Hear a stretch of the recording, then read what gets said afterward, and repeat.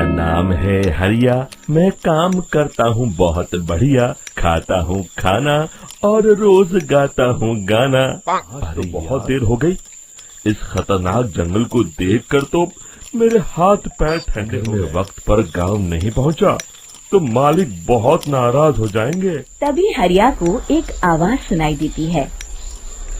सुनिए हरु जी। अरे आवाज किसने दी? तभी हरिया को सामने कुछ दूर एक औरत खड़ी दिखाई दी। अरे भाई, ये औरत अकेली इतनी रात को इस जंगल में क्या कर रही है? चलकर पूछना पड़ेगा। फिर हरिया उस औरत के सामने लाकर रोक देता है और उससे पूछता है, अरे सुनिए, आप इतनी रात को इस खतरनाक क्या कर रही हैं? तभी वो औरत मीठी आवाज में कहती है, अरे हरु जी, आप आ गए। मैं कब से आपका इंतजार कर रही थी। वैसे तो ये है, लेकिन मैं खास आपका इंतजार कर रही थी। अच्छा, तुम सच कह रही हो? मुझे तो यकीन नहीं हो रहा है। आज तक किसी ने मुझसे इतने प्यार से बात नहीं की। हाँ हरु जी, मैं सच कह रही हूँ। अब देर मत करिए और जल्दी से मुझे मेरे घर तक छोड़। हाँ, कौन सी बड़ी बात है, अभी छोड़ देता हूँ। आप मेरे पीछे बैलगाड़ी में बैठ जाइए और मुझे रास्ता बताते चलिए। फिर वो औरत हरिया की बैलगाड़ी में, हरिया बैलगाड़ी हाँकता हुआ आगे चल पड़ता है।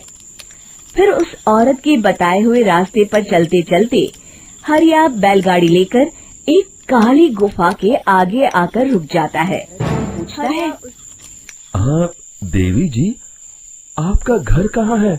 यहाँ तो एक गुफा के अलावा और कुछ नहीं है। तभी अचानक वो औरत हवा में उड़ने लगती है। उसका सुंदर रूप एक डरावनी चुड़ैल में बदल जाता है और वो जोर जोर से हंसती है।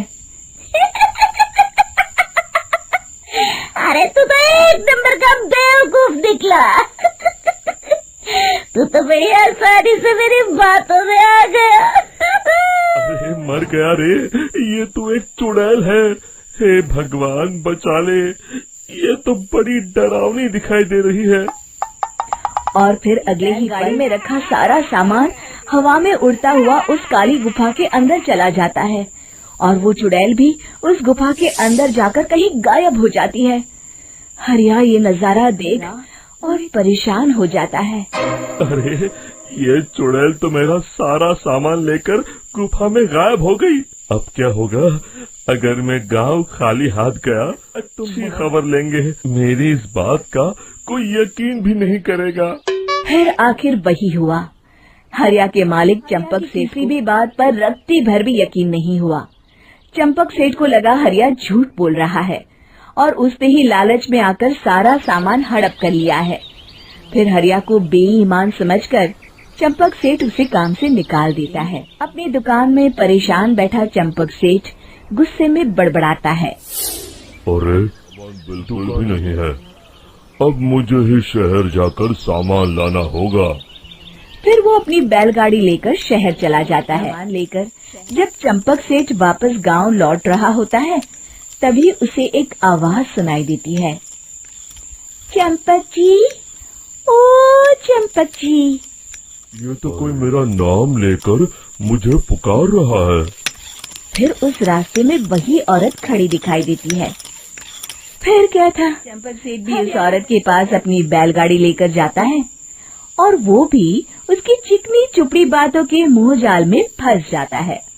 फिर चुड़ैल उसे भी अपनी गुफा तक ले जाती है और उसका सारा सामान लेकर गुफा में गायब हो जाता है। बेचारा चंपक सेठ लाचार होकर खाली हाथ गांव लौट आता है।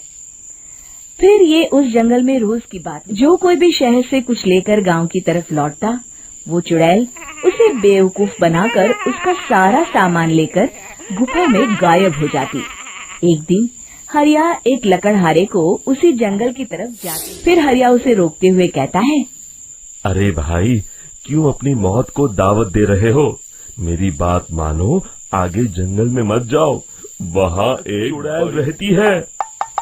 लकड़हारा हरिया की बातों को नजरअंदाज करते हुए कहता है, अरे भाई, मुझे पहले ही बहुत देर हो चुकी है, मुझे जाने दो भाई। शाम तक लकड़ियाँ काट कर शहर के बाजार में बेचना है। तुम अपनी ये कहानी किसी फुर्सत में बैठो, मैं तो चला। इतना कहकर लकड़हारा वहाँ से आगे जंगल की तरफ चला जाता है। फिर अगले दिन गांव के मुखिया के घर के बाहर बहुत सारे लोग जमा हो जाते हैं। गाड़ी लिए करा लकड़हारा कहता है, अरे मुखिया जी, अब आप ही हमें बचाइए उस जंगल वाली चुड़ैल से। हमारा सारा काम तो शहर से ही होता है। अरे मुखिया जी, उस चुड़ैल की वजह से बर्बाद हो गया हूँ। हम सबको मिलकर उस चुड़ैल का कोई इलाज करना पड़ेगा। में खड़ा वीरा कहता है, आप लोग चिंता मत करिए, कल से वो चुड़ैल किसी को नहीं लूट पाएगी। मेरे पास एक बहुत अच्छी तरकीब है। तभी चंपक सेठ उसका मजाक उड़ाते हुए कहता है, अरे तेरा नाम वीरा है तो क्या हुआ? चुड़ैल को देखा नहीं है? जाकर अपना काम कर, बड़ा आया।